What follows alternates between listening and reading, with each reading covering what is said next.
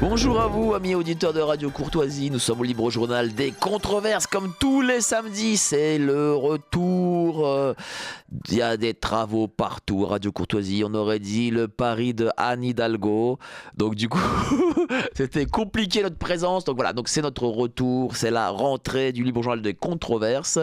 Je salue mon prédécesseur Nicolas Stocker et Lara Stab du Libre Journal de géopolitique profonde. Avec Maître Collard. Maître Collard, euh, l'éminent Maître Collard, que je salue bien entendu. Je salue aussi Arnaud à la technique, le technicien, le réalisateur star de Radio Courtoisie, Arnaud. Et bien entendu, Patrice, au standard, l'homme à la belle écriture. Je sais qu'en plus, vous allez, pour cette émission, nous m'envoyer des commentaires. En veux-tu, en voilà, parce que je reçois notre ami Nicolas Fraisse. Je sais que vous avez aimé l'émission sur les expériences de mort imminente. Eh ben là, on y retourne. Je sors de mon corps. Et alors, une BD, une excellente BD. Je sors de mon corps, écrite par Nicolas Fraisse et les dessins de Benoît Flamec aux éditions Guy Trédaniel. Bonjour, cher Nicolas. Bonjour Mike. Donc, vous n'êtes pas sorti de votre corps là c'est bon, vous êtes dans votre corps. Si avant de venir. d'être en direct, bah bien sûr, parce que je m'ennuie un petit peu le temps d'être dans la salle d'attente. Bon, forcément. Vous n'êtes pas passé à Radio Courtoisie quand vous êtes sorti de votre corps, vous êtes là.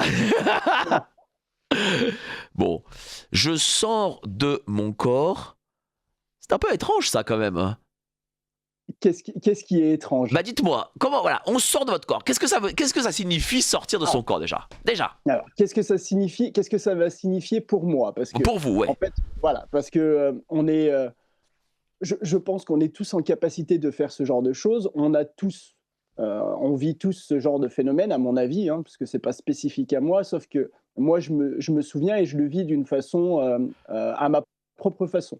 Mais il y a on peut trouver des milliers, voire des millions de témoignages sur les sorties hors du corps, ces phénomènes-là de décorporation, donc d'avoir l'impression qu'une partie de nous, que notre conscience, va sortir du corps pour aller dans un autre endroit. Alors, dans mon cas, ça reste des endroits très physiques, c'est-à-dire que c'est notre réalité. Pour d'autres, ils vont aller visiter d'autres types de réalités, d'autres types de mondes. Voilà, moi, c'est vraiment du basico-basique. Je reste dans dans notre réalité. Mais alors, quand on dit sortir, c'est quoi? Est-ce que on peut parler d'âme? Alors, il y en a certains qui vont utiliser ça, le concept d'âme. D'autres vont utiliser un concept d'esprit. Moi, je vais utiliser plutôt le mot conscience, dans le sens où ça me permet de ne pas avoir une étiquette qui serait trop spirituelle ou trop religieuse, parce que c'est vrai que les mots comme esprit ou comme âme peuvent avoir une certaine connotation. Non, mais ce n'est pas que ça, en fait. C'est pas que la connotation. C'est parce que si on est dans une âme, si c'est une âme, ça veut dire que, en réalité, parce que vous sortez de votre corps, parce que vous le faites, on est persuadé du coup, scientifiquement même quasiment, qu'une vie après la mort existe. Parce que c'est ça l'âme.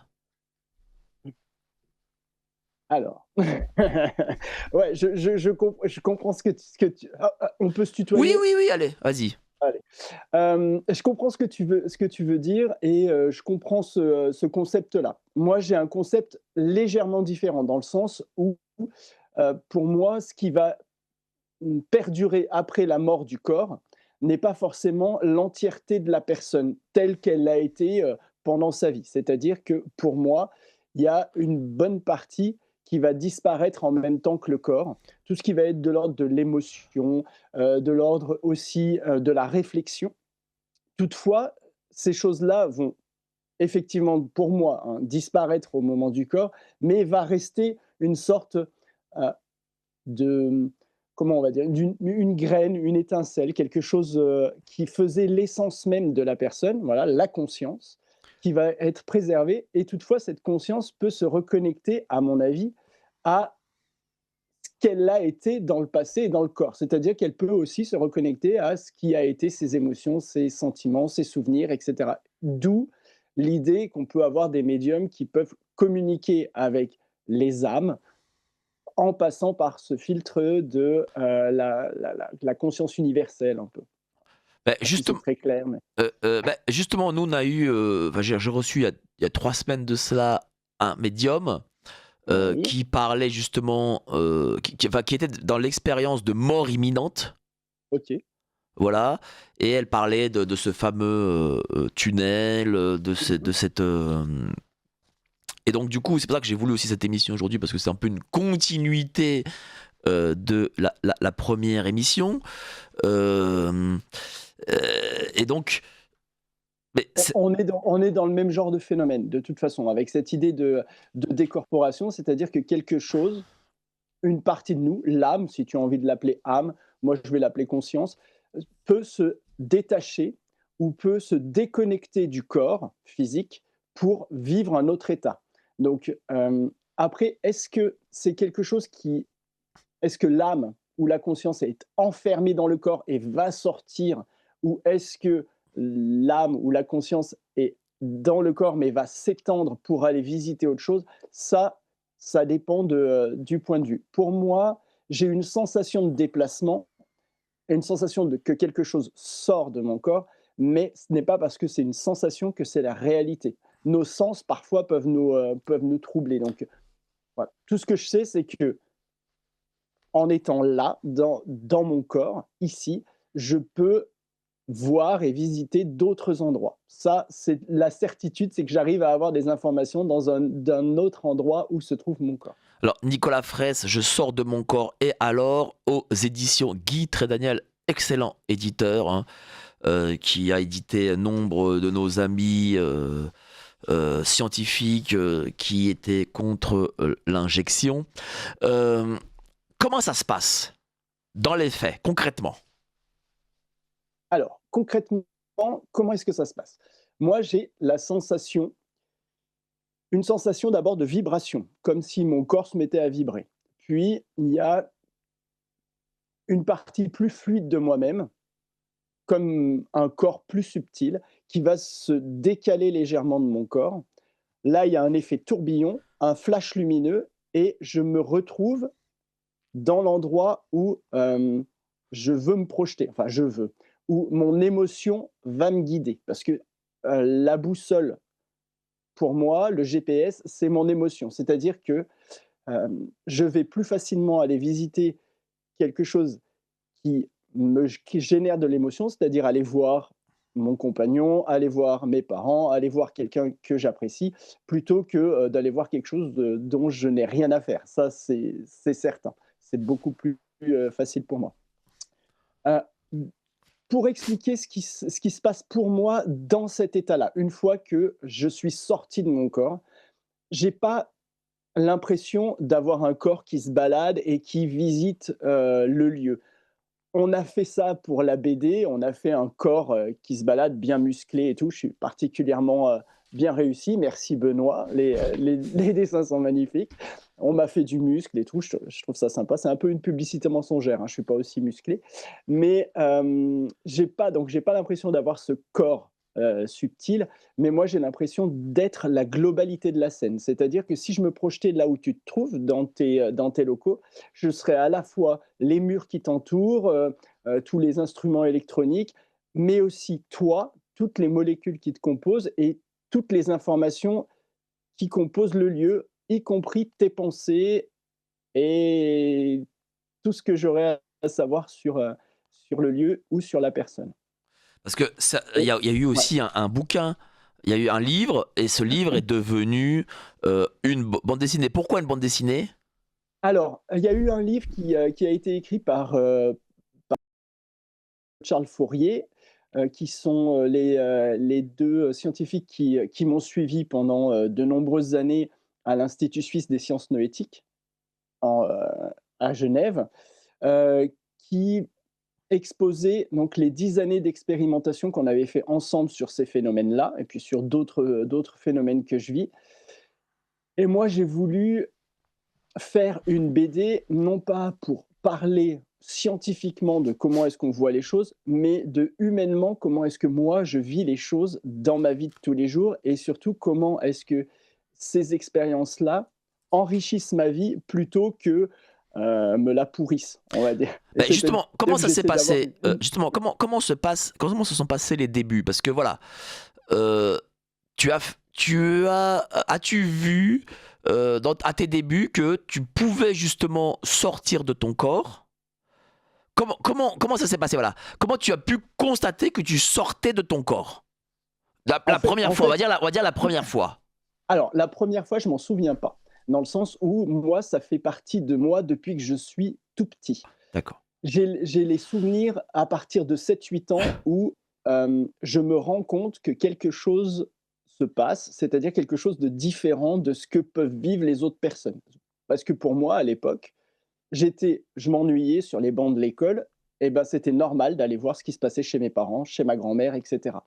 Je rêvassais, mais en rêvassant, j'allais voir effectivement ce qui se passait et le soir, quand je rentrais chez mes parents ou chez ma grand-mère, je pouvais confirmer que ce que j'avais vu pendant, les cours, heu, s'était réellement déroulé. Un C'est pour ça que, pour moi, c'est un phénomène qui me fait partie de moi depuis toujours. Donc j'ai jamais eu peur de quoi que ce soit ou quoi que ce soit, mais ce qui a été troublant, c'est lorsque, je me suis rendu compte que je vivais quelque chose de différent de la masse. C'est cette idée de différence qui a été compliquée pour moi. Mais oui, mais cette sortie de corps, dès que tu étais Oui. petit, tu l'as provoquée ou elle se faisait indépendamment de ta volonté? Elle se faisait complètement indépendamment de ma volonté. C'est-à-dire que, jusqu'à ce que je commence à travailler avec Sylvie Détiolaz et Claude Charles Fourier, donc sur des recherches, scientifiques, je ne maîtrisais absolument pas le phénomène. C'est-à-dire que ça se déclenchait quand je m'ennuyais, quand j'en avais pas envie ou quand j'avais un besoin irrépressible d'avoir une information sur quelqu'un que j'apprécie ou que j'aime. Voilà. Donc, je ne maîtrisais absolument pas et c'est grâce à Sylvie et à Claude Charles que j'ai réussi à maîtriser le phénomène et puis à développer d'autres Donc, phénomènes aussi. c'est-à-dire que à la suite de ça, tu es parti voir des scientifiques suisses afin de comprendre ce C'est ça. phénomène. Et pour le coup, vous avez expérimenté ça scientifiquement, parce qu'il faut le dire aux gens, hein, c'est scientifique, pendant 10 ans, ce phénomène. Exactement, exactement. En fait, moi, j'ai toujours eu cet esprit très cartésien. Je vis des choses, heu, hors du commun, on va dire, mais j'ai toujours voulu comprendre, et essayer comment on va dire? D'explorer un peu plus ces phénomènes-là et de sortir de l'idée sensationnelle et de l'idée aussi, un peu trop, comment on va dire?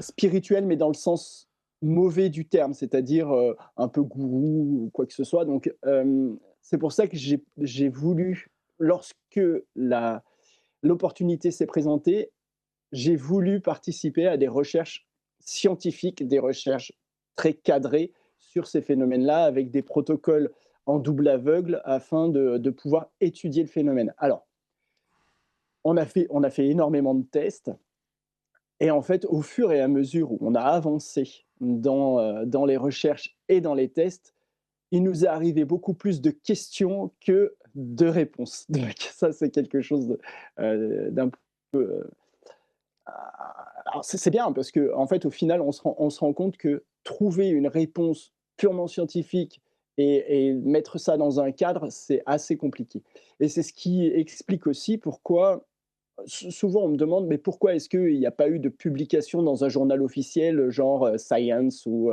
des choses comme ça ou dans Nature?» Heu, Tout simplement parce que, ces phénomènes-là, pour qu'ils puissent être publiés dans une revue, scientifique mainstream, il faudrait reproduire le phénomène de nombreuses fois avec de nombreuses personnes dans un protocole très cadré et puis même avec d'autres, labos de recherche. Donc ce qui est vraiment très difficile, déjà d'une part parce que comme je le disais, ces phénomènes-là sont la majeure la majorité du temps provoqué par de l'émotionnel, et faire rentrer de l'émotionnel dans un cadre scientifique. Par exemple, moi j'étais dans une autre pièce, il y avait un ordinateur qui projetait une image aléatoire, et mon but c'était d'aller voir ce qui se passait dans cette pièce, l'image qui était projetée. Une image projetée, par exemple, je ne sais pas moi, une tasse à café qui était projetée sur l'image. Au niveau émotionnel, aller trouver la motivation pour aller voir une tasse à café qui est projetée dans un truc, c'est très compliqué. Provoquer le phénomène, il n'y a pas de problème. Provoquer la sortir du corps, mais faire en sorte que la conscience ou l'âme, si tu veux utiliser ce terme, aille dans la pièce d'à côté pour aller voir une tasse à café, voilà, c'est assez compliqué. Mais malgré tout, pendant 10 ans, il y a eu des recherches, il y a eu, j'imagine, des écrits, il y a eu des notes, Oui. et donc du coup, d'où a découlé ce livre, cette première version du livre? Alors oui, duquel a découlé Voyage aux confins de la conscience, effectivement, qui est un recueil un peu de ces 10 années d'expérience. Après, toutes les archives de l'institut peuvent être consultables, hein, et s'il y a d'autres labos de recherche qui souhaitent mettre en place des protocoles ou expérimenter des choses, je pense que l'institut peut mettre à disposition les archives, et puis pour pouvoir continuer le travail avec grand plaisir. Ouais. Est-ce que nous tous pouvons faire la même chose? Ah, moi, j'en suis intimement persuadé, dans le sens où je ne pense pas avoir quelque chose de plus, si ce n'est une légère facilité. C'est exactement comme tout le monde peut jouer du piano, mais il y en a qui sont un peu plus doués. Il y a des virtuoses. Bah, moi, je serais peut-être le Le virtuose de la virtuose du sortie de sortie. corps. C'est ça, le virtuose de la sortie hors du corps. Mais ce qui me fait dire que tout le monde le fait, le vit, même inconsciemment, c'est-à-dire que vous avez tous eu au moins une fois, même toi, au moment de l'endormissement, cette espèce de sensation de louper une marche ou de tomber dans un trou, et tu as un espèce de sursaut comme ça, tomber dans un puits, tomber dans un trou, louper une marche. Et ben moi, cette sensation-là de tomber comme ça, c'est la sensation que j'ai au moment où je reviens dans mon corps, où je reprends conscience de mon corps. Sauf que moi, j'ai la chance de pouvoir me souvenir de ce qui s'est passé avant. De la même manière, ça vous est tous arrivé lors de trajets en voiture d'avoir un long moment d'absence. Alors on dit: «Bon, j'ai été absent», et on ne se souvient pas du tout à quoi on a pensé ou quoi que ce soit. On se sent on voit juste qu'on a loupé une bonne partie de la route. On se dit: «Ma mince, j'étais où?» Bah, moi, cette sensation-là, je l'ai aussi, sauf que je sais où je vais et je sais où mon esprit, ma conscience va à ce moment-là. Oui, parce que justement, quand toi, ta conscience part à un endroit X, que devient ton corps? Alors, s'il est rien en train de faire, c'est-à-dire que si, je suis pas là, sur le canapé en train de m'ennuyer, il continue à ne rien faire. C'est-à-dire que j'ai les yeux grands ouverts, on peut, passer la main devant les yeux, taper dans les mains, faire du bruit, me parler, j'entendrai rien, je réagirai pas. La seule chose qui me fait revenir, c'est qu'on me touche, mais c'est très désagréable pour moi. Hem Sinon, si mon corps est en train de faire quelque chose, par exemple conduire, ou si je suis infirmier, donc si je suis en train de préparer des piluliers, ou si je suis en train de faire un pansement, ou quelque chose comme ça, pendant ma sortie hors du corps, enfin pendant que ma conscience n'est plus dans mon corps continue à faire ce qu'il était en train de faire. C'est-à-dire que si je conduis sur l'autoroute, eh ben, mon corps va continuer à conduire, et il conduit bien mieux que lorsque je suis dans mon corps. Parce que tous les accidents de voiture que j'ai eus, j'étais bien présent dans mon corps. Mais en sortie hors du corps, j'ai jamais eu d'accident de voiture. Ça veut dire quoi? Ça veut dire que quand on fait quelque chose, que la conscience sort du corps, même lorsqu'on fait quelque chose, eh bien, le corps physique, malgré tout, continue dans son action? C'est Exactement. pas comme si, comme on voit dans les films où lorsque un héros, on va dire, fait une action, que son âme sort, et ben, le héros s'arrête, quoi. Voilà, c'est pas Eh ben, ça? non, alors pas chez moi en tous les cas et puis, chez beaucoup de personnes qui vivent ces états un peu spontanément comme ça, ils le racontent aussi, le fait que le corps continue de faire son action. Alors, il y a plusieurs choses.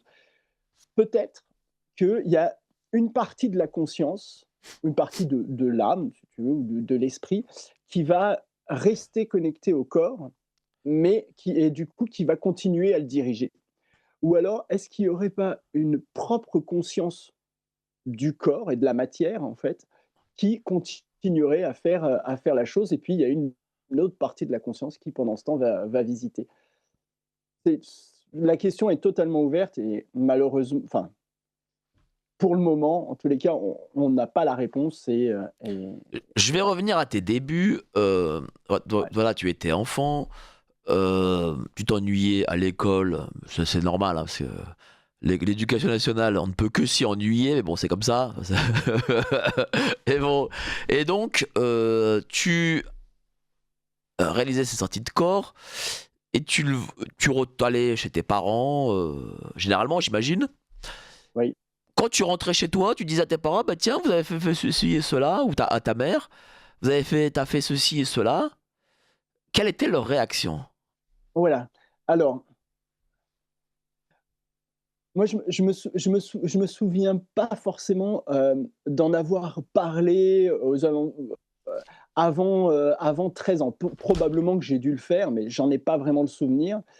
Mais je me souviens vraiment d'une fois où, aux alentours des 13 ans, ma mère reçoit le bulletin de notes et les notes étaient très bonnes, hein. J'avais plutôt des bonnes notes, au niveau de l'école, mais les réactions des professeurs, c'était, heu: «Élève rêveur, Nicolas constamment dans la lune, n'est pas présent en classe», voilà, tout ce genre de choses-là, alors que les notes étaient bonnes.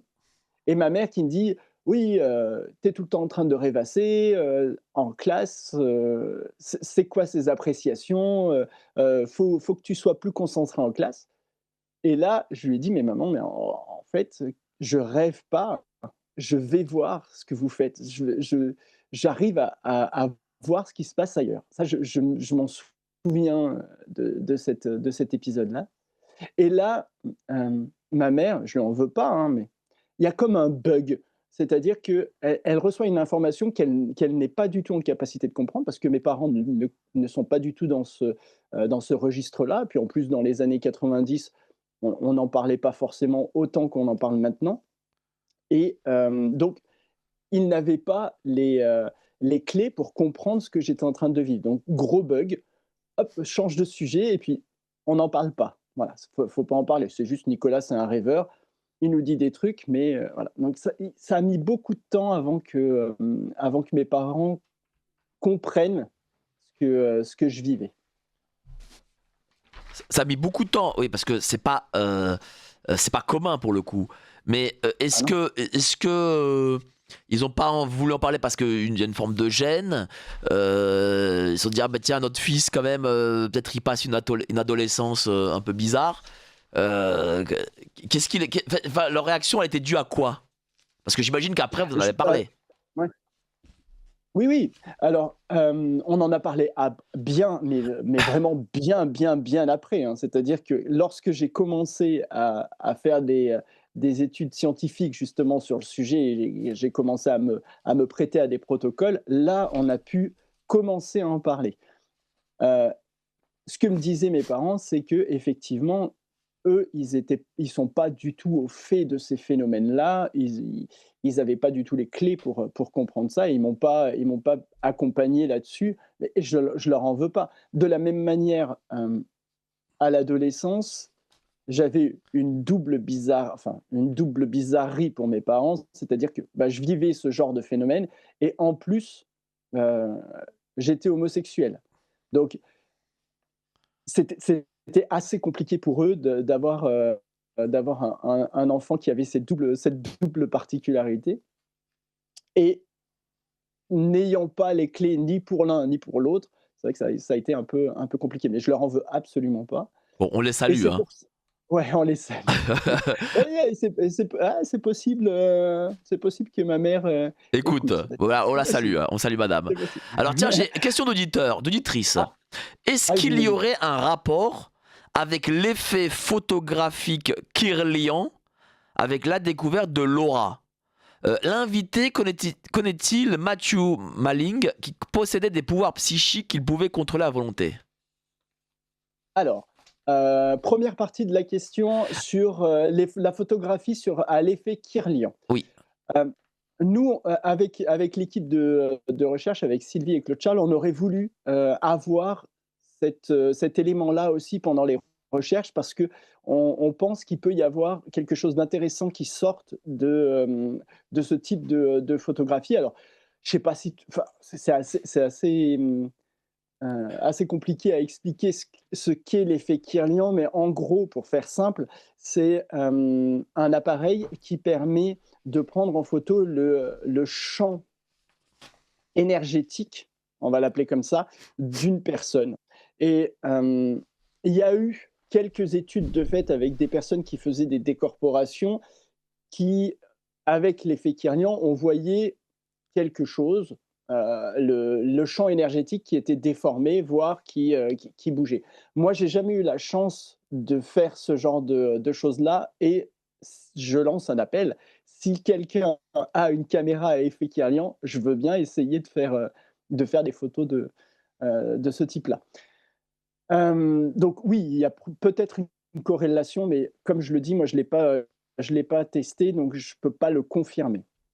Deuxième partie de la question, Alors, c'était oui. l'invité connaît-il Matthew Malling qui possédait des pouvoirs Ah, psychiques qu'il pouvait contrôler à volonté? non, ça je connais pas Mais je justement, connais est-ce pas que ce c'est un monsieur. pouvoir psychique? Parce que cette dame fait justement cette Ouais. corrélation. Est-ce qu'on est dans une forme de pouvoir Avec les pouvoirs psychique? je pense qu'on peut, alors je pense qu'on peut mettre un peu tout et n'importe quoi derrière pouvoir psychique, dans le sens où on peut penser à, la télékinésie, par exemple. On peut penser, justement à la clairvoyance, on peut penser à la télépathie, voilà, ça c'est des pouvoirs, qu'on La dit vision à distance? psychiques. La vision à distance, qui est un pouvoir psychique que j'ai la chance d'utiliser aussi, hem et la décorporation et peut-être alors, pourquoi ne pas le mettre dans le type de pouvoir psychique? Bien sûr, Alors bien sûr. attention Sachant cher que Nicolas, hein. Attention, parce que, pourquoi? si des gars de l'armée nous écoutent, ils peuvent entendre ils vont entendre vision à distance, télépathie. Attention au kidnapping, hein. Moi je dis ça, je dis rien, hein. Ah! Oh non, mais pourquoi est-ce qu'il viendrait me kidnapper, Un ce gars de la salaud? CIA, des gars de la CIA peut-être, hein, on sait pas, Ah, hein, des hommes en peut-être. noir, Ah hein. ah ouais, bah, alors des hommes en noir, bon. Bon, question d'auditeur, on reste dans le sérieux. Voyez les nombreuses conférences de Rudolf Steiner qui nous expliquent qu'à notre époque, Ah, l'être Rudolf. humain est constitué de 4 corps. Pendant Ouais. notre sommeil astral et notre moi se trouve dans les mondes spirituels. À l'état conscient, il est possible soit par des pratiques spirituelles, soit naturellement d'effectuer des sorties de corps astral. Il semble que votre interlocuteur soit dans ce cas. Alors, heu, je connais un petit peu les travaux de Steiner que j'apprécie, mais alors ça date, hein, ça date du début du XXe siècle. Je trouve il avait bien pressenti des choses. Puis en fait, c'est quelque chose, heu, qui remonte à depuis très longtemps, parce que dans les livres de religion, on a ces phénomènes-là de décorporation, de sortir du corps, certains, hem, certains prophètes ont fait ce qu'ils appellent des rêves où ils sont allés visiter d'autres lieux. C'est ni plus ni moins que ces phénomènes-là de sortie hors du corps. Donc, oui, je suis d'accord avec l'auditeur ou l'auditrice qui a envoyé ça, c'est que ça se rapproche et c'est dans ces phénomènes-là, ouais. Troisième commentaire, c'est pas très catholique votre émission. Ah, on ne sait pas, hein. Peut-être, si, peut-être. Moi, je C'est pense pas. que c'est plus catholique que Madame ne Pourquoi le pense. Pour une mais raison, pourquoi? Ouais. c'est parce que je pense que, en effet, et Nicolas peut le confirmer, on peut parler d'âme. On peut parler d'âme. Et ça peut être une confirmation justement que les évangiles, par exemple, ne se trompent pas lorsqu'ils parlent de vie après la mort. Bah, exactement. Mais c'est pas du tout antinomique et c'est pas parce que je fais quelque chose qui a fait peur pendant certaines périodes de l'histoire, parce que des personnes qui avaient ce type de capacité ont fait peur, ont été chassées, pourchassées, ou alors ils sont devenus des prophètes. Je veux dire, lorsque on voit que ce soit dans la religion catholique ou dans toutes les religions du livre et toutes les religions monothéistes, où on parle de l'homme comme euh, à l'image de Dieu,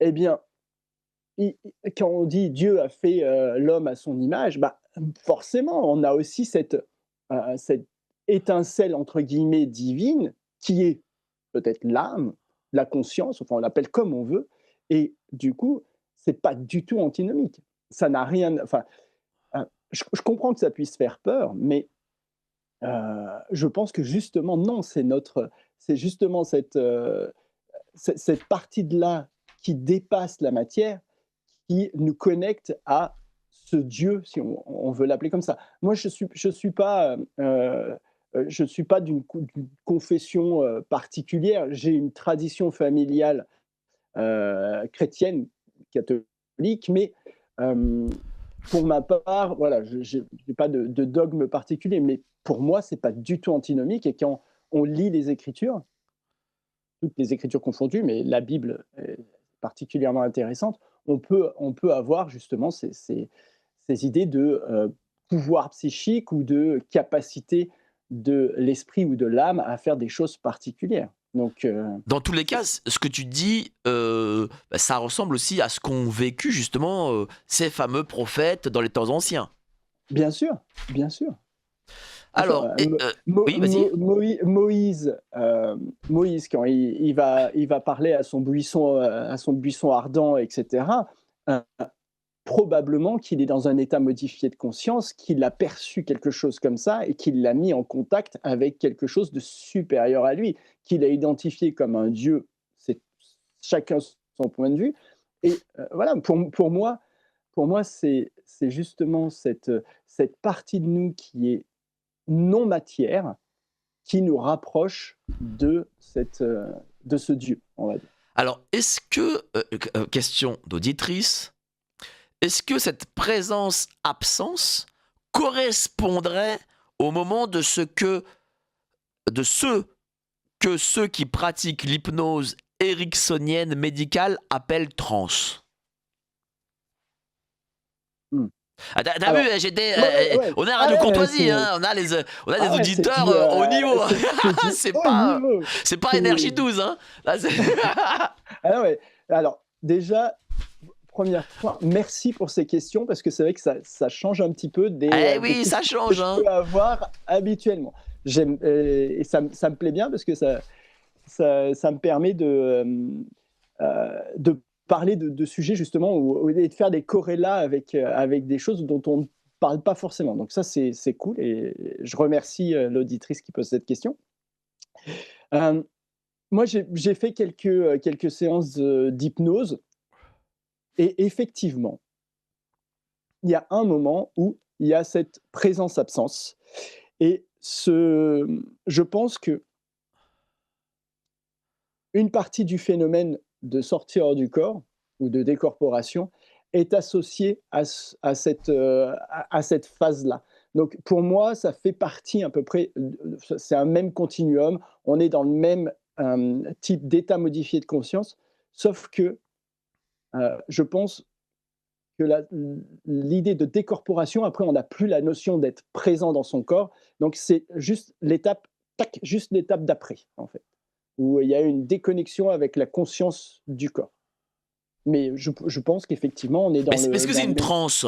Parce que par exemple, dans certaines civilisations, Mhm. par exemple en Amérique latine, tiens, Oui, où on utilisait certains produits un peu psychotropes, et oui. on allait Ou, dans une forme de transe. Est-ce que ça peut être un équivalent? on est exactement dans le. Je pense qu'on est dans le même type de phénomène. C'est-à-dire que les chamans, par exemple, on va appeler un chat, ou euh, les, certains guérisseurs, ou des personnes comme ça, un peu spécifiques dans certaines civilisations, euh, oui, de l'Amérique du Sud, ou même on peut en avoir en Afrique, on en a dans les steppes de Mongolie, on en a un peu de partout qui font le même genre de choses. Ils appellent ça des trans parce qu'en fait, soit ils utilisent des substances euh, psychoactives, donc des drogues. On les qualifie chez nous de drogue, mais c'est des substances psychoactives qui vont les mettre dans un état modifié de conscience, c'est-à-dire qui vont éteindre une partie du mental, donc de notre capacité de réflexion, pour leur permettre d'accéder à autre chose, à un autre état. Donc, les phénomènes de transe, que ce soit de la transe induite par un produit, par du tambour, par autre chose, même la méditation, hein, on va atteindre un état modifié de conscience qui peut, dans certains cas, être associé à une sortie du corps, ou une sensation de décorporation. Alors, j'ai une auditrice qui nous dit: tout le monde peut attirer les esprits, ce sont les mauvais qui arrivent. Est-ce que là, on peut parler aussi d'esprit? Des Alors, esprits, ouais. est-ce que peut-être il peut y avoir des rencontres entre personnes qui font peut-être des sorties de corps? Alors, alors, ta question est légèrement différente de ce que ton auditrice a posé comme question. Parce que ton auditrice voyait les esprits un peu Oui, malveillants, oui. etc. Voilà. Pour répondre à la question de l'auditrice, de mon point de vue, et ce n'est que mon idée, euh, je n'ai jamais fait de rencontres que j'ai jugées négatives dans cet état-là. C'est-à-dire que je n'ai pas rencontré d'esprit négatif ou d'esprit malfaisant, pour ma part, hein, que j'ai jugé malfaisant dans cet état-là. Euh, pour répondre à ta question à toi, euh, avec d'autres expérimentateurs, d'autres expérienceurs, d'autres personnes qui vivent des états modifiés de conscience et des sorties hors du corps, on a fait plusieurs fois des tests où, en fait, on se retrouvait à un endroit en sortie hors du corps. C'est-à-dire qu'on disait, bon, bah, on est chacun chez soi et on va se retrouver à telle heure en sortie hors du corps à tel endroit. Dans ces cas-là, je ne vais pas dire qu'on voit euh, les personnes dans le sens esprit, comme elles peuvent être physiquement, mais on perçoit une présence, et voire même il y a un échange d'informations à ce moment-là. Donc il y a une sorte de communication qui ne se fait pas par des mots, mais qui se fait par des émotions ou par des images ou des choses comme ça. Voilà, donc pour moi, en fait, euh, oui, on peut appeler ça l'esprit, mais on peut l'appeler conscience, on peut l'appeler connexion de conscience, on peut l'appeler de plein de façons différentes. Le tout, c'est d'avoir sa propre vision de la chose, quoi. Et je pense que toutes les visions se valent tant qu'on respecte celle de l'autre. Non, mais là, c'est pas juste une vision. Là, c'est visiblement un fait scientifiquement prouvé. C'est pas j'ai une idéologie, je pense que ceci, cela. Non. Ouais. Là, on est dans quelque chose qui est factuel. Tu as été dans ce centre en Suisse, vous Mhm. avez fait telle expérience et Mhm. tu as fait telle sortie de corps. Voilà. Oui, oui. C'est-à-dire que on a fait telle expérience, on a eu tel résultat. Donc, oui, quelque Voilà. chose se passe. Voilà. Voilà. Là, Oui, on n'est plus dans une vision, on est dans quelque chose oui, qui est oui, prouvé. Et ça démontre que la vie et cette planète, cette Terre, ce sur quoi nous vivons, est en fait remplie de mystères qu'on n'explique pas. ah, mais bien Et sûr. qu'on veut Ah, expliquer parfois ah, bah. par des choses. Voilà quoi. Mais, je veux dire, mais par exemple, ça. Parce que comment on le vit ça? Voilà. Comment est-ce que tu fais pour expliquer à quelqu'un qui est, on va dire, une personne lambda, dire voilà, euh, C'est quoi une personne je fais lambda? ce type de phénomène, j'exerce ce type de phénomène. Parce que je Ouais. remarque une chose, c'est que les gens, aujourd'hui en 2026, sont de moins en moins captifs ou ont envie de, pardon, ou plutôt ont envie de moins en moins de croire dans certaines choses qui révèlent du surnaturel, si je puis dire. Alors, ouais. Non? Alors, je pense qu'effectivement, malheureusement, nos contemporains, dans notre civilisation à nous, hein, qui est la civilisation occidentale, heu, sont de moins en moins ouverts au mystère, à tout ce que le mental et l'intellect n'arrivent pas à comprendre. Soit ils foutent à la benne, ça ne nous intéresse pas, soit c'est des conneries. Voilà. Malheureusement, ouais, c'est Parce un que peu le j'imagine que cas c'est ce que là. toi tu dois vivre au quotidien. C'est ou plus, Tiens, par exemple, la ouais, première fois, avec ouais. ton compagnon, tu as dit voilà, j'ai des sorties de corps, je vis ceci et cela. Qu'est-ce que lui répond? Alors mon compagnon actuel, on s'est connus, il était déjà au courant de ce que je vivais. Donc lui, il y a Bon, pas eu mais de souci. imaginons quelqu'un que Mais voilà, voilà, oui, auparavant, allez, je vais même pas parler, eh ben, dis pas moi, des collègues. Tiens, allez, parlons plutôt, on va ouais, dire des collègues à l'hôpital. Parce que voilà, pourquoi ouais, l'hôpital? Parce que toi, tu es infirmier. L'hôpital, c'est oui. la science, voilà, c'est la sacro-sainte science. Il y a les médecins, les infirmiers, ils ont appris voilà, la biologie, machin, etc. Qu'est-ce que eux, lorsque tu en as parlé, parce que j'imagine que tu as dû en parler avec des collègues, qu'est-ce que eux ont pensé la première fois? Alors il y en a beaucoup qui sont dans une espèce de retenue curieuse. C'est-à-dire qu'ils sont un peu curieux, donc et mais aussi qui sont dans la retenue parce que ça peut chambouler les schémas qu'ils peuvent avoir. Hem, Moi j'ai la chance d'en parler d'une manière très ouverte, pas dogmatique.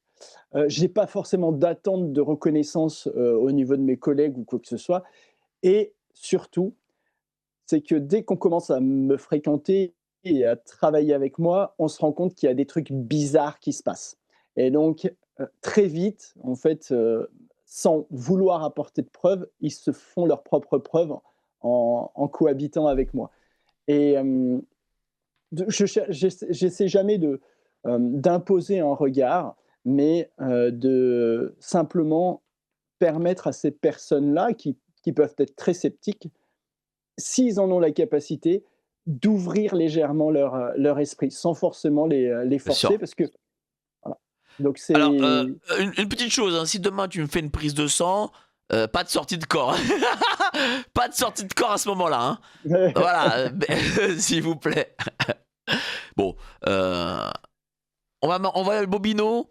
Et après, allez, on envoie le bobino. Donc voilà, donc Nicolas Fraise, je sors de mon corps et alors aux éditions Guy Daniel. Donc c'est parce que vous en êtes, c'est vous les patrons en réalité. C'est vous qui nous aidez, qui permettez ce type d'émission. Vous pensez bien que euh, on n'est pas, lorsqu'on a des annonceurs comme l'ont les grands médias, ben nous ne sommes pas libres de faire ce type d'émission parce que c'est les annonceurs qui décident. Donc voilà, continuez à soutenir Radio Courtoisie. Une auditrice nous dit: une nuit, alors que je dormais, soudainement j'ai vu un être lumineux immense dans un ciel noir. C'était juste une silhouette avec la tête et les épaules.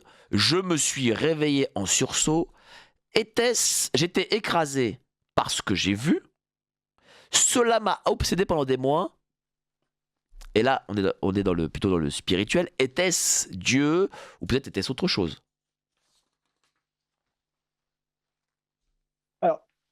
C'est une super expérience. Enfin, moi, ça me touche qu'une auditrice partage cette expérience-là parce que euh, malgré l'effet un peu court de, de son témoignage là, parce elle l'a réduit au minimum, enfin, l'a réduit au maximum pour que ça puisse rentrer dans le message. Je pressens derrière tout ce qu'elle a pu ressentir, pas forcément sur le moment, mais après coup, une fois qu'elle s'est rendue compte de ce qui s'est passé. Euh, Est-ce que c'était Dieu? Eh bien alors ça, il y a qu'elle qui peut avoir la réponse, dans le sens où chaque personne qui va vivre ce type d'expérience, il y a qu'elle qui est bien placée pour répondre à ses propres questions. C'est pas parce que moi je vais lui dire oui c'était Dieu ou non c'était pas Dieu que c'est la vérité. La vérité, c'est elle qui doit la trouver, Mais qui ça doit la démontre que les ressentir. gens, mine de rien, parce que bon, madame l'a fait de manière anonyme. Je pense pas qu'elle le dirait, peut-être à son cercle très proche, mais elle le dirait pas à tous les coins de rue. Mais ça démontre que les gens, en fait, lorsqu'ils Vivre des peuvent choses, parler, eh ben, ils vivent des choses. mais bien Et sûr, là, mais regarde, t'as bien vu, sûr, j'ai eu une ombre quand même de commentaires de gens qui ne sont pas sortis d'asile ni rien et qui ont vécu des choses. mais bien sûr. Mais pourquoi? Parce que en fait, notre société ne laisse pas la place à ces personnes pour s'exprimer. Mais parce que où est-ce qu'elles vont pouvoir s'exprimer, ces personnes, dans notre société? Ça va être soit sur des choses très spirituelles, voire euh, limite un peu sectaires, voilà, ou alors avec le psy. Le psy, lui, il va dire bah ouais, mais ça c'est un trouble, ça peut être un trouble psychiatrique, donc du coup, vaut mieux pas en parler parce que soit on t'étiquette comme complètement taré, psy, soit on t'étiquette comme complètement perché avec voilà. Donc c'est pour ça que nos contemporains, malheureusement, eh ben, ont peur de parler, ont peur de s'exprimer parce qu'ils ne savent pas comment est-ce que les choses vont être abordées par celui qui va écouter. Alors, Moi, oui, vas-y, on continue. avait la chance, ouais, on avait la chance avec l'Institut de recherche en Suisse, on faisait une fois par mois, le soir, un cercle de parole où en fait on réunissait des personnes qui avaient vécu des états modifiés de conscience et qui ne comprenaient pas ce qui s'était passé ou qui n'arrivaient pas à en parler ou qui avaient des difficultés avec ce qu'ils avaient vécu. Et en fait, on faisait un peu les expérienceurs anonymes, tu vois, où en fait on se soutenait.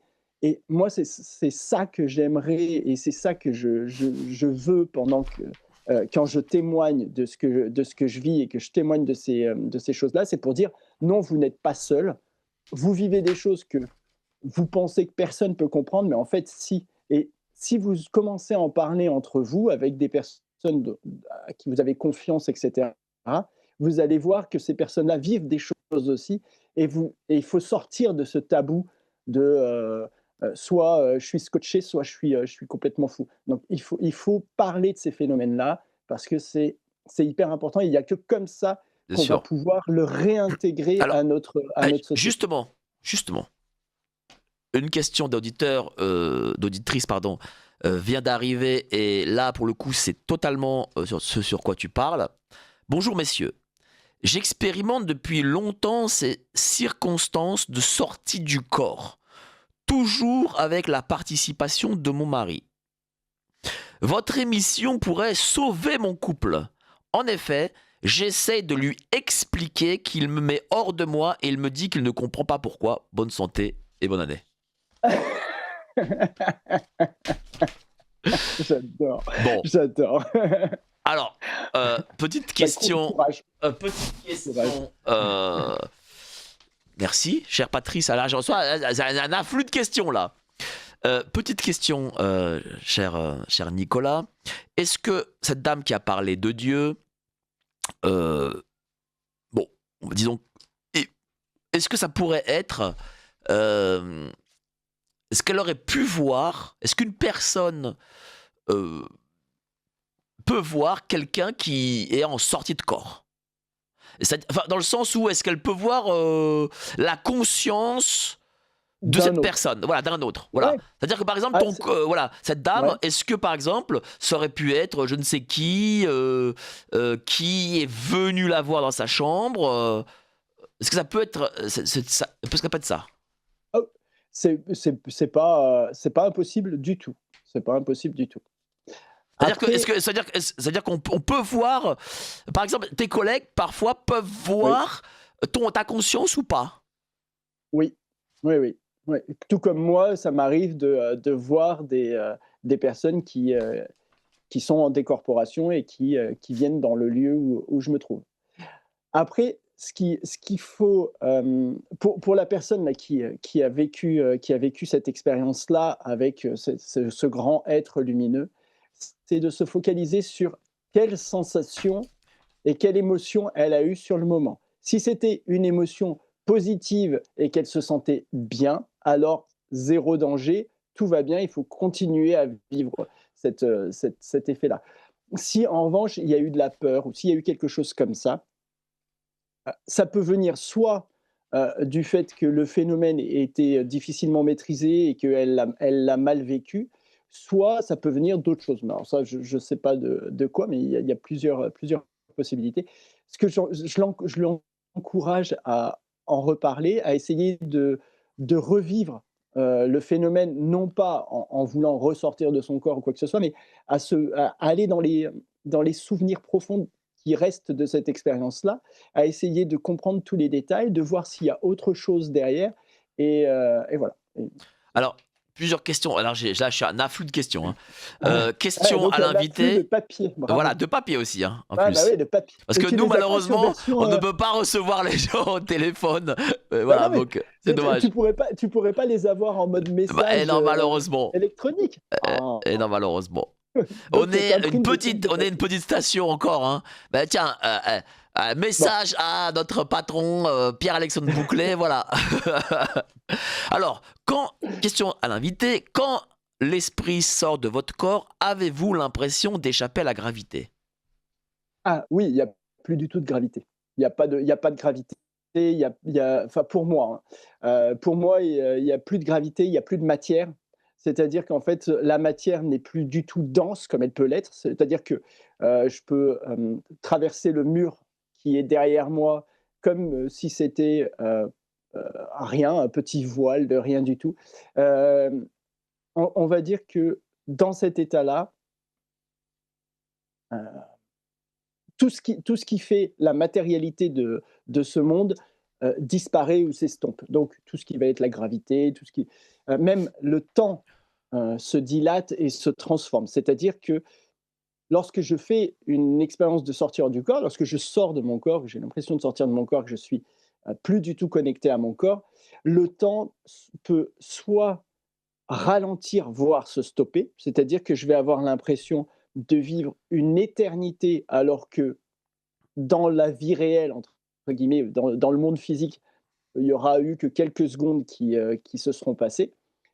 Ou alors, à l'inverse, il y a une espèce d'accélération du temps et du coup, les choses, par exemple, lorsque, je vais, dans l'espace, et bien, les choses bougent beaucoup plus vite qu'elles ne devraient. C'est-à-dire que, bah, je vois les planètes tourner très, très vite, tout ça, machin. C'est la notion de temps dans cet état-là est, totalement, on va dire désorganisée. On ne sait pas, ça peut être ralenti comme ça peut être accéléré, c'est assez particulier.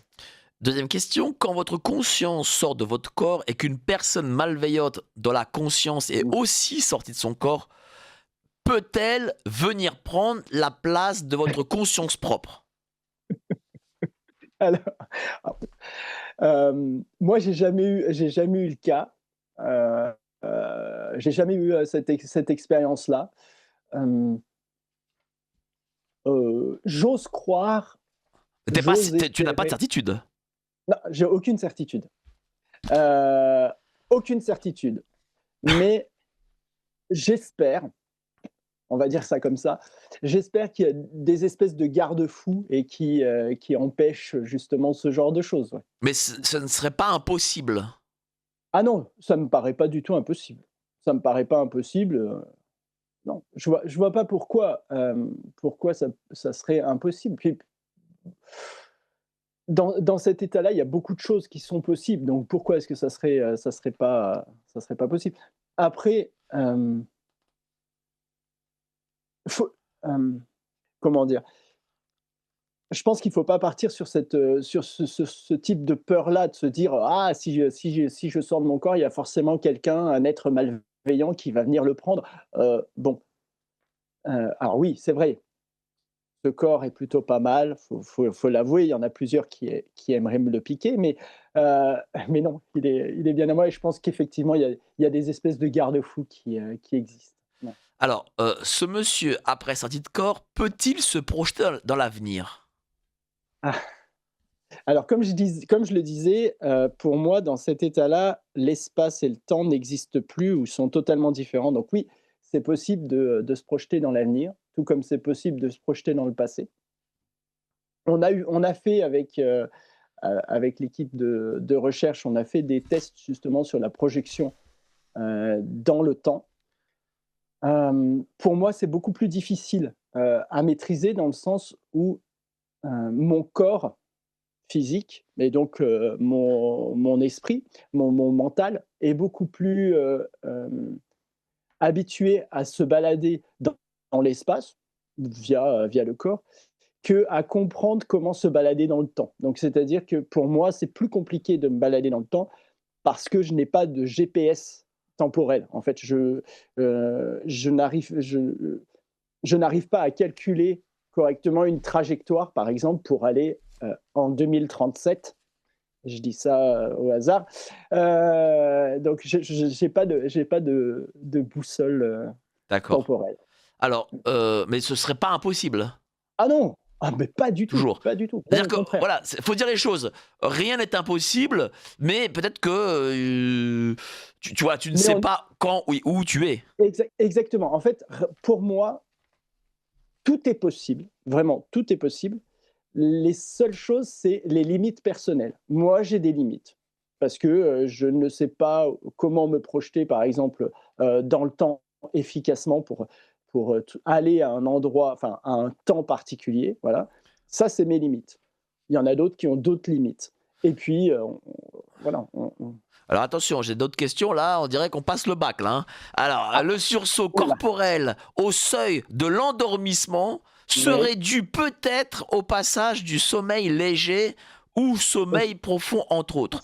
Donc ouais. explication toute scientifique peut être recevable, qu'en pense votre invité? C'est pas antinomique. C'est pas parce que, on va avoir une réaction physique due à quelque chose de physique, c'est-à-dire, d'un passage de sommeil à un autre, que, sur ce moment de passage-là, la conscience ne vit pas Alors là, j'ai une encore Patrice qui m'amène déperturbation. du papier. Là, Oh bah, bon, là, il fait ses 10 000 pas quotidiens là. ah bah, ouais. Là, aujourd'hui, il fait ses 10 000 pas. Tu vu, hein? Oh, tu marches gratuit, là. Grâce à, grâce à Nicolas. Vas-y, excuse-moi, je t'ai coupé. Donc je disais que c'est pas antinomique, c'est pas parce qu'on a une réponse à ce phénomène-là qu'il y en a pas d'autres. Donc c'est pas parce que ce sursaut pour certains scientifiques et professionnels du sommeil, par exemple, ou professionnels médicaux du sommeil, a une explication sur, bah, c'est juste le fait de passer d'un état de sommeil paradoxal, par exemple, ou de sommeil léger à un sommeil paradoxal, ou un sommeil léger à un sommeil profond, qui fait ça. Non, dans cet espace-là, OK, au niveau corporel, on a ces schémas-là, au niveau neuronal, on a ce schéma-là de changement d'ondes cérébrales qui explique le changement de profondeur de sommeil ou de type de sommeil, mais c'est pas antinomique avec quelque chose que la conscience peut vivre à ce moment-là. Je rappelle, voilà, Nicolas Fraisse, je sors de mon corps et alors, aux éditions Guy Trédaniel, d'autres questions arrivent encore. Bonjour à tous, est-ce que votre invité expérimente ce qu'on appelle des extases dans le monde chrétien, comme on le voit dans le film Sacré-Cœur par exemple, avec Marguerite Alacoque? Et a-t-il déjà rencontré des entités bénéfiques? Est-il croyant? Alors, alors j'ai pas vu ce film, euh, Sacré-Cœur, je l'ai pas vu. D'accord? Après, euh, j'adore j'adore justement ces expériences d'extase, ces expériences extatiques qu'ont pu avoir certains saints, par exemple, on en parle, hein, ou certaines personnes qui ont été béatifiées, ou voilà. Euh, c'est des expériences qui transcendent le corps. C'est des expériences qui sont de l'ordre de l'âme, de l'esprit, de la conscience, quelque chose qu'on essaie de mettre en mots, mais que les mots limitent. C'est-à-dire que toutes les personnes qui vont avoir fait des extases vont essayer d'expliquer ce qu'elles ont vécu, et elles vont se rendre compte que les mots sont limités, et que malgré tout ce qu'elle va utiliser, de l'amour inconditionnel, l'impression d'avoir accès à toute la connaissance, l'impression de fusion totale avec Dieu, Jésus, ou n'importe quelle entité spirituelle comme ça. Euh, du moment où on n'arrive pas à trouver les mots, où les mots ne sont pas suffisamment euh, amples pour expliquer un vécu, que ce soit une extase ou un état modifié de conscience, là, on est dans quelque chose de l'ordre de la conscience, de l'esprit, de l'âme, on l'appelle comme on veut. Mais voilà, ça, pour moi, ça, c'est la boussole. Mais On n'arrive pas. c'est drôle parce que nos auditeurs, qui visiblement sont d'accord avec ce que tu dis, eux ont l'interprétation de la spiritualité religieuse que toi tu n'as pas Ouais. forcément. C'est pour ça que la Non, personne dit après, êtes-vous croyant? êtes-vous croyant? Alors, euh, je, alors, du coup, je vais dire que je ne suis pas croyant, je vis les choses. C'est-à-dire que je vis ces phénomènes de, d'état modifié de conscience, de décorporation. Je vis les choses. Donc, en fait, c'est pas je crois en quelque chose, c'est je les vis. Donc, ça vibre en moi, et ça fait partie de moi. En revanche, je ne suis pas croyant dans le sens religieux du terme. C'est-à-dire que pour moi, je n'arrive pas je ne peux pas me focaliser sur un dogme de la spiritualité. C'est-à-dire que euh, pour moi, Dieu, ça peut peut-être choquer ce que je vais dire, mais c'est ma vision de la chose. Mais euh, Dieu, c'est pas un grand barbu qui est sur son nuage, et soit qui est super sympa avec nous, soit qui nous dit oh, t'es nul, je vais t'envoyer de la flotte, etc. Moi, j'ai plutôt l'impression que, en fait, Dieu est tout, et on est Dieu en même temps, si on devait appeler Dieu Dieu. D'accord. C'est-à-dire que pour moi, c'est quelque chose qui nous dépasse. Euh, mais ce que j'aime dans les religions, parce que je suis très très respectueux de toutes les religions, de la religion catholique, mais de toutes les autres religions, quelles qu'elles soient, euh, c'est justement les religions mettent en mots quelque chose qui nous dépasse, et donc ça permet d'une certaine manière de se connecter à cette spiritualité. Voilà. Et ça, c'est Et chouette. as-tu déjà rencontré des entités bénéfiques, peut-être qui étaient en sortie d'âme, en sortie de corps aussi? Ça, c'est la dernière question de Ouais. l'auditeur. euh, disons que oui, j'ai perçu des présences euh, particulièrement bénéfiques. Voilà, on va dire ça comme ça. Euh, Certains vont pouvoir les appeler des anges, des guides, euh, euh, peut-être des entités peut-être des défunts qui nous ont précédés. Ça peut être des entités saintes, peut-être. Moi, je les identifie pas dans le sens où je pense que je n'ai pas les codes et les représentations qui, voilà, pour moi, ça reste assez neutre dans le sens où je sens une présence que je qualifie de bénéfique, mais je ne pourrais pas dire D'accord. c'est telle ou telle Alors, entité. question d'auditeur, comment expliquez-vous le cas de Saint Padre Pio, stigmatisé au sens propre du mot, capable non seulement de lire dans les consciences, mais aussi doué du don de bilocation et même Ouais, d'ubiquité. Tout cela de ubiquité, manière ouais, avérée par de multiples témoignages dignes de foi et convergents. bien sûr. Merci de cette nouvelle émission qui nous élève vers certaines hauteurs. Bon, bah, tant mieux. Alors, là, il y a l'exemple du Padre Pio, mais on a tous ces exemples euh, de bienheureux qui, étant connectés à cette spiritualité, à cette religion, à cet état au-delà du corps, ont manifesté des capacités extraordinaires, qui ne sont pas dues au corps, mais qui sont dues à l'esprit, à l'âme, si tu veux, à la conscience. Et moi, c'est totalement, totalement dans ma ligne de pensée que euh, ces mystiques-là, on va les appeler des mystiques, mais des mystiques dans le bon sens du terme, hein, que ce soit Padre Pio, par exemple, moi, proche de chez moi, on avait Marthe Robin, qui était aussi une religieuse qui a eu des stigmates et qui a fait tout un tas de choses. Voilà. Euh, euh, Tout ça, euh, au-delà du religieux, nous montre notre part spirituelle. Et il faut prendre ces personnes-là comme des, je dirais pas des exemples à suivre, parce que ce ne serait pas le mot, mais plutôt des phares qui nous disent, ah ouais, c'est possible, on est plus que ce corps, et on peut vivre plus que ce corps. Alors, une auditrice nous écrit: grave accident de voiture à Athènes de mon conjoint. Moi, à Paris, j'ai ressenti une douleur violente au niveau de l'estomac au moment même de l'accident. Comment expliquer cela? Alors, comment est-ce qu'elle l'explique, elle? C'est ça la grande question. Moi, je vais lui retourner la question. Comment est-ce qu'elle l'explique, elle?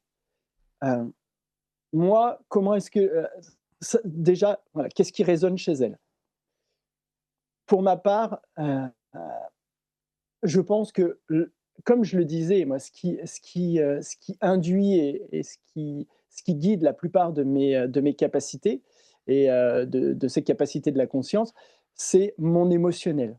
Donc, c'est logique qu'une personne à qui on tient, on soit entre guillemets constamment connecté avec elle. Et c'est logique pour moi que même à l'autre bout de la terre, eh ben, notre corps ressente ce que le corps de l'autre peut ressentir. Surtout sur des états comme ça, des choses très violentes. Donc voilà, j'espère juste que Bah, on a ça le par exemple avec les compagnon va jumeaux. bien, quoi. On a ça par Ah exemple oui, les avec les jumeaux, bah, bien sûr. jumeaux. Oui, les C'est-à-dire que, jumeaux, c'est-à-dire que deux personnes, voilà, jumelles ou tiens, comme madame et son conjoint, ouais, peuvent être à 1000 ou 2000 kilomètres l'un de l'autre, peuvent ressentir la douleur de l'un physique que reçoit bien sûr. l'autre. Bien sûr, pour moi, c'est totalement logique. Ouais. C'est totalement logique. Alors, autre question d'auditeur, la conscience est l'ascenseur entre les trois étages, le corps physique, l'âme psychique et l'esprit, l'être. Quand l'ascenseur de la conscience arrive à monter dans l'être-esprit, il peut évidemment visionner des situations extérieures au corps physique, comme après la mort. C'est très beau ce que vous indiquez. Ouais, ouais, le schéma de l'ascenseur est pas mal. Il faut juste faire gaffe à ce qu'il ne tombe pas en panne, ou alors de connaître un bon technicien qui le répare, ce qui C'est passe mieux. ce qu'a dit notre ami, c'est la définition de la Trinité, hein, de la Sainte Trinité. Bon, je voulais le placer quand même. La Sainte Trinité, c'est l'ascenseur?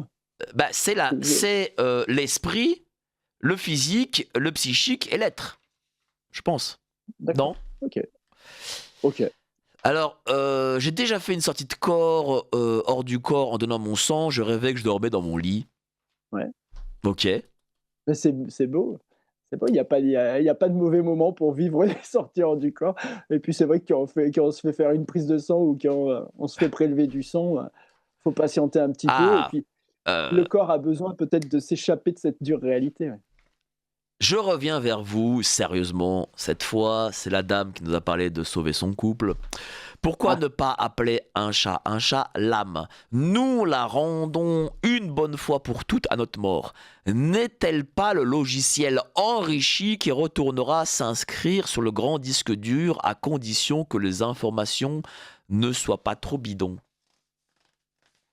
oh, je pense que même si les informations sont bidons, ça retournera quand même à cette espèce de, j'aime bien le schéma, cette idée de ouais, de disque dur central, en fait, qui va enrichir, une espèce de vécu collectif et je pense que même ce qu'on peut appeler un vécu bidon et ben, il a sa place quand même dans ce truc-là parce que ça doit faire avancer le grand logiciel. Ouais. Mais, c'est un très beau schéma, Mais ça me plaît. moi, ce que je trouve aussi intéressant, c'est que voilà, la sortie de conscience, allez, je vais dire conscience pour te faire plaisir.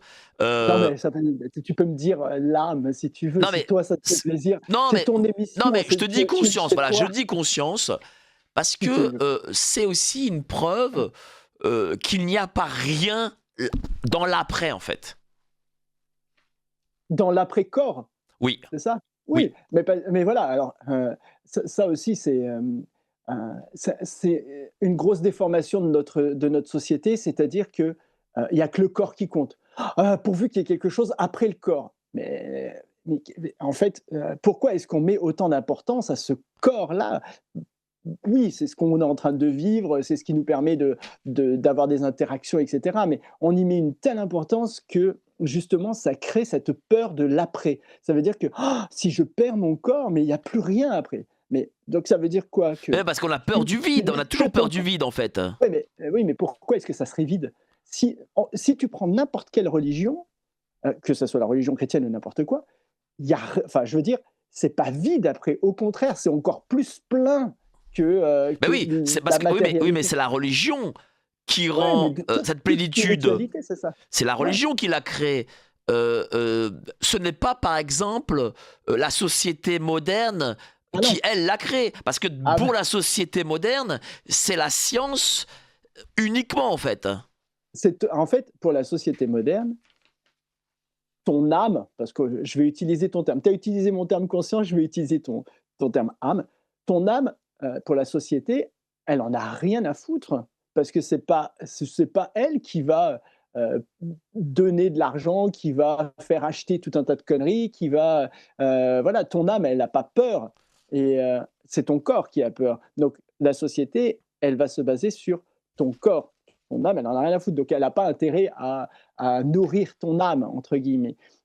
Contrairement aux spiritualités ou aux religions qui, dans une certaine mesure, est plus là pour nourrir ton âme, ta conscience, ton esprit. Ouais. Alors, cette émission sur les sorties de corps me fait penser au film Lucie de Luc Besson. Tiens, je ne l'ai pas vu, ce Ah film. ouais, ah si, il est génial. Et Alors, c'est ça?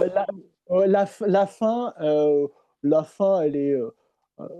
Moi la fin m'a déçu un petit peu. Désolé, Luc Besson, si tu écoutes cette émission, mais la fin m'a déçu un petit peu, qu'elle se transforme en une clé USB. Je trouve ça bizarre. Mais bon, mais oui, l'idée, oui, en fait, pour moi, Lucie, c'est pas mal.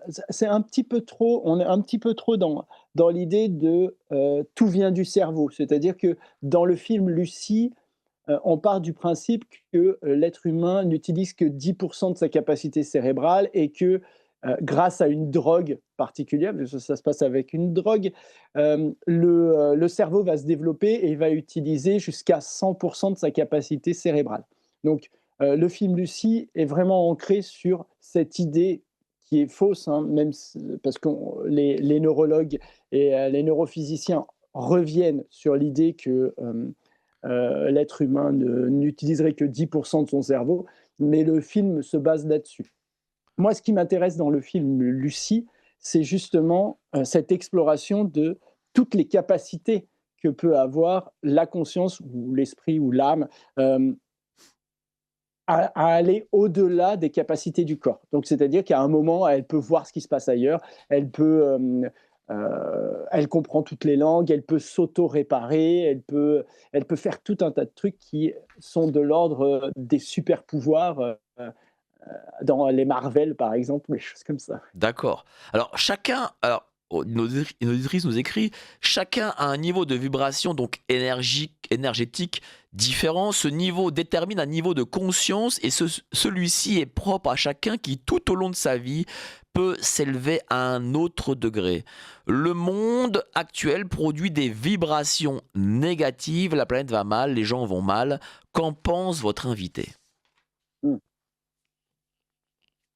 Notre société, notre société est malade. Enfin, moi, je trouve que notre société est malade dans le sens où elle oublie une grande part d'elle-même, c'est cette part de conscience, c'est cette part de vécu euh, au-delà du corps. Bon, voilà, je pense que contrairement à d'autres sociétés qu'on va qualifier de plus primitives ou plus proches de la nature ou plus moins développées technologiquement, scientifiquement, etc., qui sont toujours dans un rapport corps-esprit qui est comme ça. Nous, dans notre société qui est malade, c'est le corps en premier, l'esprit, si on, voilà, c'est pour, voilà. Euh, je pense que plus il y aura de, enfin, moi, c'est un peu mon but en témoignant et en parlant de ces sujets-là et en essayant d'avoir une parole qui peut parler à tout le monde, à un plus grand nombre, sans prendre de dogmes ou de choses particulières.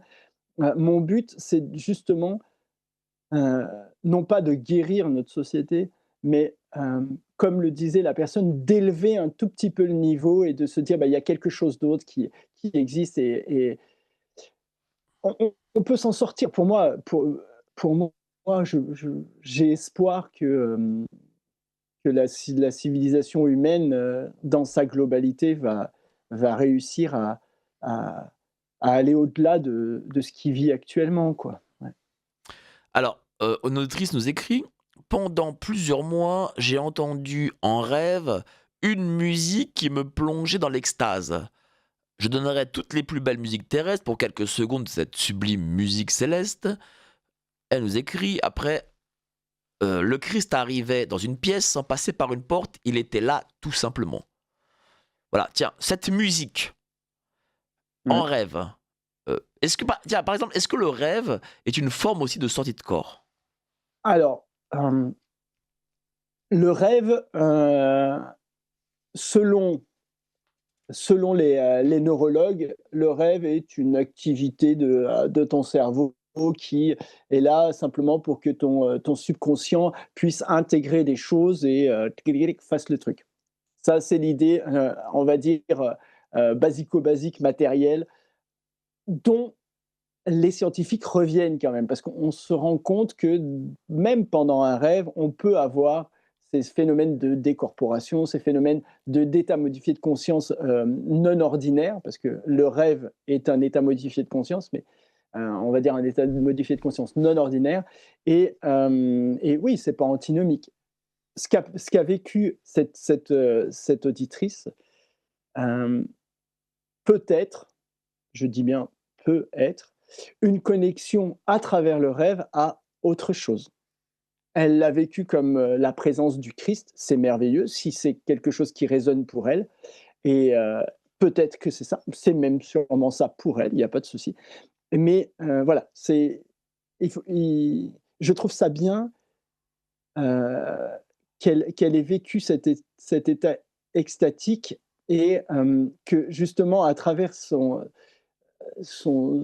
témoignage, c'est waouh, je donnerai tout ce que j'ai, toutes les musiques que j'ai pour entendre qu'une seconde de cette musique-là. Ça veut dire que elle utilise le mot musique, mais je suis persuadé que c'était bien au-delà et que le mot musique, c'est le seul mot qu'elle ait trouvé, mais que si elle pouvait avoir un mot encore plus vaste que musique, elle utiliserait ce mot-là. c'est quelque chose non pas qu'elle a entendu, mais qui l'a rempli, qui l'a nourri.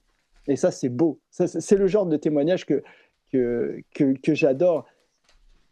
Alors bonjour, j'ai remarqué que l'hiver et surtout quand il fait froid, j'avais un niveau de vibration beaucoup plus élevé. Qu'en pense votre invité?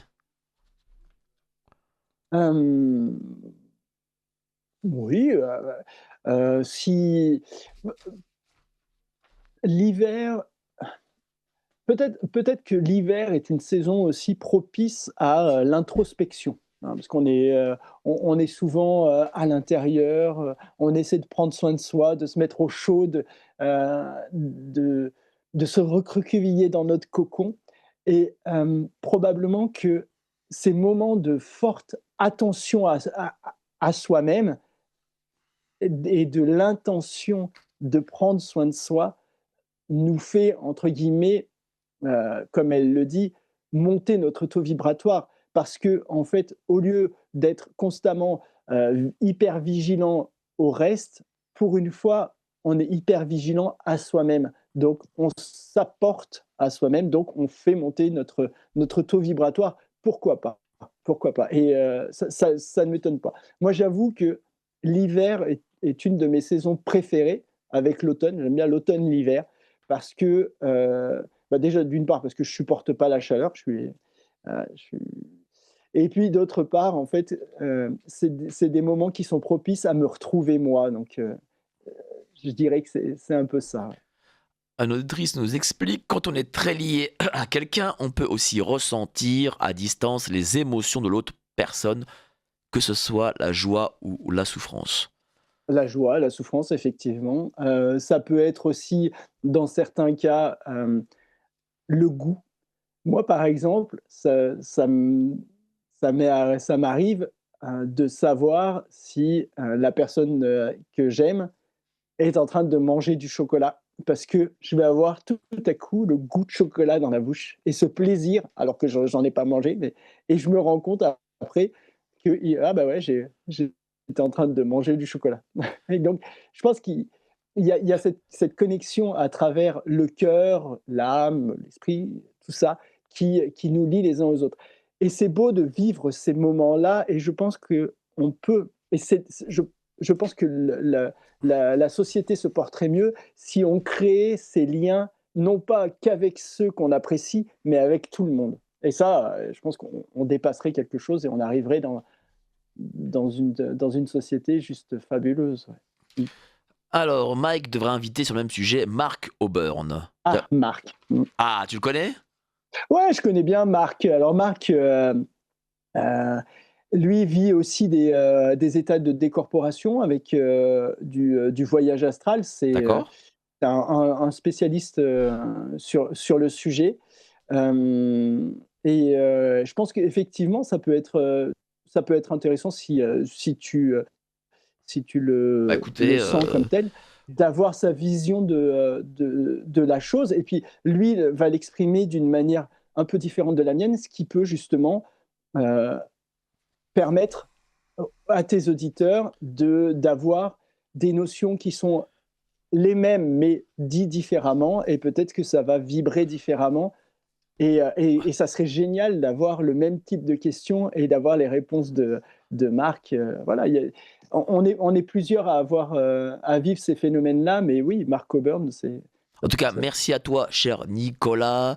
1 heure et demie merci à d'émission toi. déjà, c'est passé vite, hein. Ah, c'est vrai, ça fait Nicolas, 1 heure et demie. 1 heure et demie, ouais. Ah, Nicolas ah Fraisse, ouais. je sors de mon corps et alors, je le monte à la caméra parce que ce sera rediffusé. Je sors de mon corps et alors, Guy Trédaniel, aux éditions Guy Trédaniel, je salue cet éditeur très courageux et qui édite nombre de scientifiques que vous aimez ici à Radio Courtoisie, que nous aimons ici à Radio Courtoisie. Je salue bien entendu encore une fois notre amie Marie-Hélène Doré. Où est-ce qu'on peut trouver, cher Nicolas, ton livre? Eh bien, un peu partout, du plus dématérialisé, Amazon à la Fnac, en passant par Cultura, D'accord. et surtout, faites travailler les petites librairies parce qu'elles en ont besoin et il ne faut pas qu'on les perde. Bien sûr. C'est hyper important. Donc, on va sur les petites librairies. Tu es là-bas aussi. Est-ce que tu as des Exactement. dédicaces bientôt, quelque chose, peut-être des conférences? Alors, je serai à la fin du mois, le dernier week-end de janvier, je serai à Angoulême. D'accord. Le festival de BD a été annulé, mais il s'est créé une espèce de petit festival off. Donc, je serai à Angoulême, à la librairie Cosmopolite, qui se trouve dans le centre d'Angoulême, le dernier week-end de janvier. Et sinon, ouais, si, j'ai tout un tas de dates de prévues, mais comment dire, disons qu'entre mon métier d'infirmier et puis cette nouvelle aventure qui est la promotion de la BD, il faut que je consulte fréquemment mon agenda pour savoir où j'en suis. Ouais. Donc, fin du mois déjà, Angoulême. Et où est-ce qu'on pourrait Angoulême. toutes ces dates? Alors, je crois qu'on peut les trouver sur le site de Très Daniel. Bon, bah Il y a alors, allez sur le site de l'agenda, Guy Trédaniel. voilà, Merci l'agenda beaucoup, de cher Très Daniel. Marc. Merci d'avoir été si nombreux, d'avoir posé autant de questions. Passez une excellente journée. On se retrouve samedi prochain, même endroit, même heure. Allez, salut, ciao. Envie de lire un magazine rentable ? C'est-à-dire s'informer avec des spécialistes sur les sujets qu'on aime, mais aussi protéger ses finances et sa vie privée. Comment ? En appliquant nos stratégies financières. L'objectif ? Surperformer face à l'inflation. La lettre confidentielle ? La seule lecture rentable.